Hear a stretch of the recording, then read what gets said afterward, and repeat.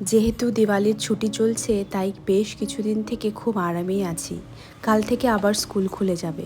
আমি বাড়িতে থাকি বা স্কুলে যাই, সকালবেলা ফ্রেশ হয়ে প্রথমে টোনার, ভিটামিন সি, ময়শ্চারাইজার আর সানস্ক্রিন এই কয়েকটা প্রোডাক্ট নিয়ম করে ইউজ করি।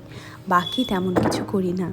আগেও বলেছিলাম রোজ সকালে আমি কোনো না কোনো ডিটক্স ওয়াটার নিতে ভালোবাসি। আজ ডিটক্স ওয়াটার না নিয়ে আমলা জুস বানিয়ে নিলাম। আমলা জুসে যেহেতু প্রচুর পরিমাণ ভিটামিন সি থাকে, তাই এটা skin, hair, immunity, weight management সব কিছুর জন্য খুবই উপকারী। ব্রেকফাস্টে সবসময় আমিও আমার হাজব্যান্ড দুটো মিল রাখি।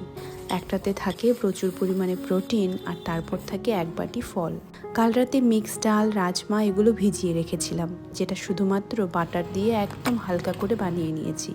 সঙ্গে নিয়েছি খাখরা, বেশ ভালো লাগে কিন্তু। আর ছিল পামকিন আর সানফ্লাওয়ার সিড। আজ তাহলে এই অবধি। আমার জীবনের গল্প নিয়ে আসবো আবার পরের ভিডিওতে।